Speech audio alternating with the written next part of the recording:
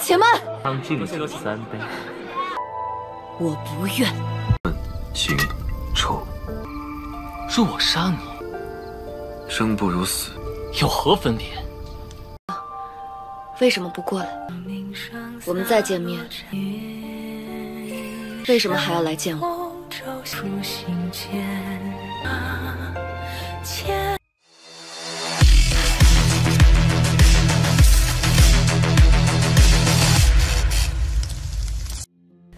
Halo semuanya, selamat datang di Ruang Sinema. Bagaimana kabar kalian semua? Semoga selalu sehat dan baik-baik saja. Sesuai jadwal, jadi pada hari ini kita akan kembali melanjutkan series Donghua Jet Dynasty season ketiga episode keempat. Namun sebelum kita mulai, lebih baik kita lihat lagi apa saja yang telah terjadi pada episode sebelumnya. Sebelumnya, Xiaofan dan juga Raja Hantu benar-benar sedih atas kepergian dari Biao. Dan begini, usaha Xiaofan selama 10 tahun pun berakhir sia-sia.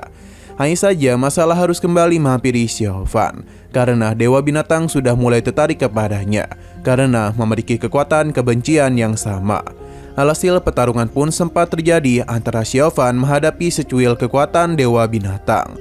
Dalam pertarungan tersebut terlihat kalau Xiaofan sempat kesulitan, tapi pada akhirnya dia tetap berhasil mengalahkan kekuatan tersebut.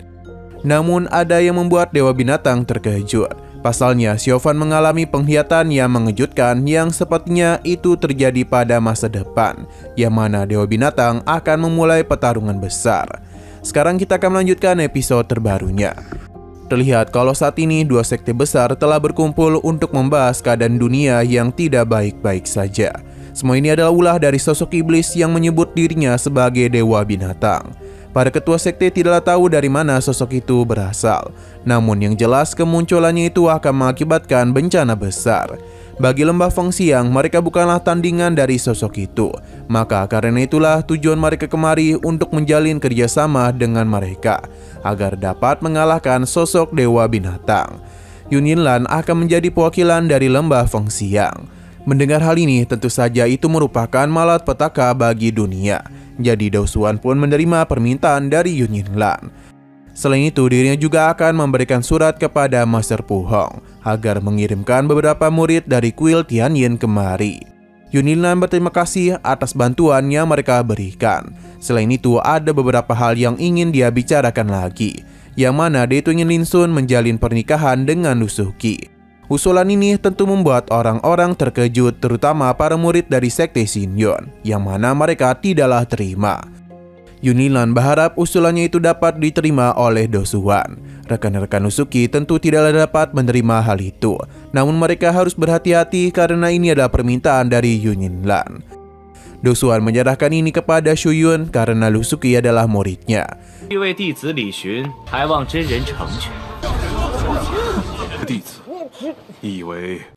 Yunyinlan sepertinya sengaja memanfaatkan kondisi ini agar rumor kedekatan Suki dengan Xiaofan menghilang.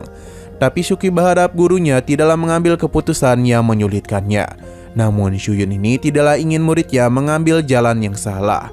Maka karena itulah dia pun menerima hal tersebut yang membuat Suki kecewa. Sedangkan Lin Sun sangatlah senang.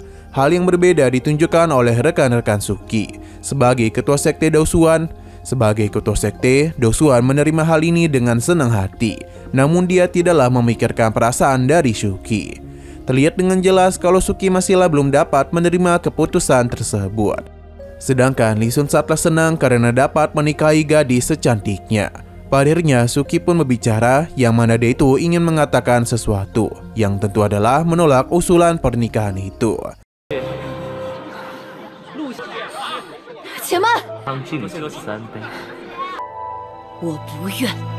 Kita langsung saja dibawa ke orang yang dicintai oleh Suki, yang mana Xiaofan baru saja sadarkan diri.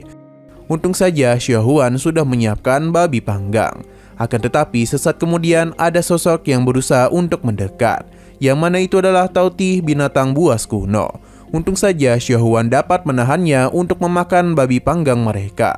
Meskipun begitu, Taoti masihlah belum menyerah dan mulai berubah bentuk besarnya. Hal ini tentu saja langsung diladeni oleh Xiaohuan dengan bentuk besarnya juga. Alhasil pertarungan pun langsung saja terjadi di antara mereka. Sementara Xiaofan hanya diam sambil memanggang daging babinya. Hingga sesaat kemudian Xiaofan pun meminta Toti untuk tidak bertindak kasar jika dia menginginkan sesuatu yang dia maui. Berhubung daging ini hanya sedikit saja, jadi Xiaofan pun memberikannya kepada Toti dan Xiaohuan. Tapi meskipun begitu, Xiaohuan ini masih sempat-sempatnya menjahili Toti. Di saat mereka sedang asik bermain-main, Dewa Binatang pun muncul. Dan alasan Toti bisa ada di sini juga adalah karenanya. Dewa Binatang cukup tertarik karena Toti tidak bertindak ganas kepada Xiaofan, yang mana baginya daging panggang dapat menahan semua amarah. Dewa Binatang merasa kalau manusia memiliki sifat yang sama dengan Toti, yakni bertindak rakus. Namun Xiaofan memiliki pendapat yang berbeda, karena manusia memiliki perasaan seperti cinta, membenci, dan juga dendam. Dewa Binatang juga tahu akan hal tersebut karena hewan juga memiliki perasaan. Seperti babi hutan yang mereka makan saat ini, ia sebelumnya pasti mati karena kesakitan dan ketakutan. Jadi jika dirinya menghabisi Xiaofan, maka ia sama saja dengan menjadi babi hutan. Tapi bagi Xiaofan, ia tidaklah dapat menyamakan kedua hal tersebut. Karena kehidupan yang saat ini dia jalani benar-benar sangatlah menyakitkan. Bahkan ini mungkin jauh lebih menyakitkan daripada kematian. Namun meskipun begitu, dia masih berusaha untuk tetap hidup. Karena kematian hanya untuk mereka yang takut dengan cinta. 可众兽亦有，刑臭，若我杀你，生不如死，有何分别？有期望。 Lantas bagaimana cara Dewa Binatang menyamakan kedua perasaan tersebut yang jelas-jelas berbeda? Dewa Binatang paham dengan maksud Xiaofan, seperti Toti yang selalu menjadi pengikutnya, namun baru tahu kalau Toti memiliki sifat yang tidak dia ketahui. Sepertinya dia ini jauh lebih bahagia dari dirinya, bahkan mau menjadi teman Xiaofan dan juga Xiaohuan. Xiaofan merasa kalau Dewa Binatang tengah kesepian. Ia pun menyarankannya untuk mencari teman saja. Tapi Dewa Binatang menganggap di dunia ini tidak ada yang layak menjadi temannya. Awalnya dia memang berpikir seperti itu hingga ada seseorang yang sangat percaya kepadanya. Namun setelah dekat dengannya, Dewa Binatang baru tahu kalau orang itu menyimpan kebohongan darinya. Bahkan ia itu berencana untuk menghancurkan dirinya. Dewa Binatang penasaran apakah Xiaofan memiliki masa lalu yang menyedihkan juga. Tapi dari sekali lihat saja, Dewa Binatang bisa tahu Xiaofan memiliki penderitaan yang besar. Dan jikapun dia mati sekarang, ia masihlah memikirkan kekhawatiran. Yang mana Xiaofan masihlah memikirkan tentang beliau. Dirinya bahkan rela mati selama beliau bisa hidup kembali. Namun ia tidak tahu apa yang terjadi jika beliau bangun, tapi tidak ada dia di sisinya. Xiaofan pun kembali mengingat perkataan kakek sebelumnya mengenai hidup yang sangat singkat, namun mereka malah terus memikirkan penyesalan yang ada. Waktu pun terus berlalu hingga pagi tiba, di mana Xiaofan berencana untuk melakukan perjalanan demi dapat memastikan sesuatu. Sedangkan di kediaman Tian Bui, mereka tidak tahu akan seberapa banyak orang yang bertahan hidup dalam bencana besar kali ini. Bagi Tian Bui, seberapa sulit pun itu, namun kebenaran akan tetap menyertai mereka. Ia bahkan tidak takut akan kematian yang menghampirinya. Ternyata Xiaofan sudah ada di sana untuk melihat kondisi gurunya. Tapi dia itu juga mendengar mengenai Shuqi yang telah menolak lamaran pernikahan dari lembah Fengxiang. Mereka juga bingung mengapa kali ini Shuyun tidaklah melindungi Shuqi. Bagi Tian Bui, keputusan Shuqi tepat, karena lebih baik dia itu bersama Xiaofan saja daripada Li Shun. Selain itu dia juga masih kepikiran akan kejadian pada 10 tahun yang lalu. Namun dia tidaklah bisa menyalahkan Do Xuan. Karena jika dia menjadi ketua sekte, maka mungkin dia ini akan bertindak sama untuk menghentikan Xiaofan. Mendengar hal itu membuat Xiaofan merasa sedih. Ia pun memutuskan untuk pergi hingga tidak tahu kalau Tian Bui masih melanjutkan perkataannya. Karena sebagai gurunya, dia akan melakukan apa saja untuk dapat melindungi Xiaofan. Meskipun Xiaofan sudah lama meninggalkan sekte, tapi mereka masihlah merindukannya. Bahkan hingga saat ini, meskipun orang berkata yang tidak-tidak mengenai Xiaofan, tapi Tian Bui tetap menganggapnya sebagai muridnya, dan tidak pernah sekalipun mengusirnya. 若我是掌门师兄，我拼了这个首座不要，我可没说要把这个徒弟猪，却落得一个 Xian berpindah ke tempat di mana Shuqi tinggal. Ia masih memikirkan perkataan Do Xuan yang menganggap dirinya telah melakukan pengkhianatan sebab dekat dengan Xiaofan. Namun ia tidak mempedulikan hal itu dan berjanji kepada rekan-rekannya kalau apapun yang terjadi dia akan tetap membawa Chauvin kembali ke sekte. Namun ia tidak mempedulikan hal itu dan berjanji kepada rekan-rekannya kalau apapun yang terjadi dia akan membawa Chauvin kembali ke sekte.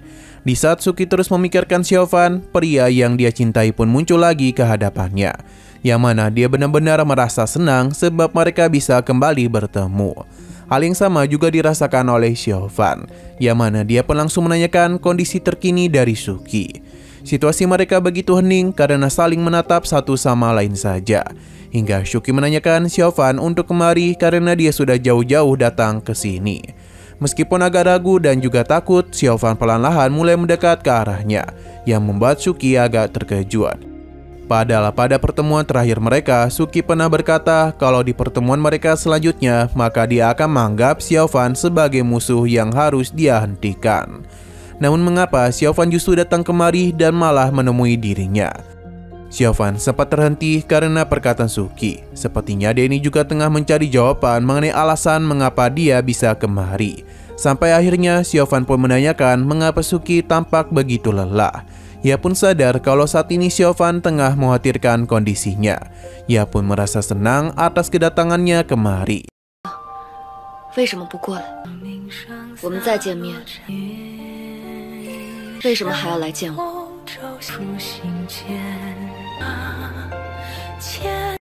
Di sini Chauvin pun membahas mengenai lamaran pernikahan dari Lembah Fengxiang. Suki membenarkan hal tersebut, bahkan guru dan juga ketua sekte menyetujui hal itu. Namun ia sendiri menolak permintaan mereka. Mendengar hal ini langsung dari Suki membuat Chauvin merasa begitu lega. Dia yang juga memiliki perasaan yang sama kepada Suki mengajaknya untuk ikut bersamanya. Hal itu tentu saja membuat Suki menjadi begitu terkejut karena Chauvin seakan-akan mengungkapkan perasaan kepadanya. Bahkan Chauvin akan membawa Suki kemanapun hingga ke ujung dunia selama mereka bisa selalu bersama.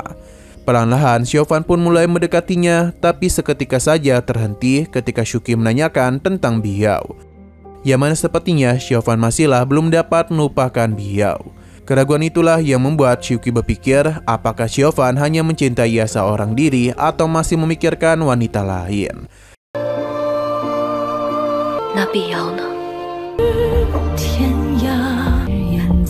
Alhasil Suki pun sedih dan episodenya pun harus bersambung dulu. Oke, sekian dulu pada video kali ini. Untuk video selanjutnya akan segera hadir. Jadi bagi kalian yang ingin mengikuti series ini, langsung saja klik subscribe dan aktifkan loncengnya. Terima kasih yang sudah menonton video sampai habis. Jika kalian suka pada video ini, klik like dan share ke teman-teman kalian tentang channel ini. Dan ditunggu aja kelanjutannya. Oke, sampai jumpa di video selanjutnya.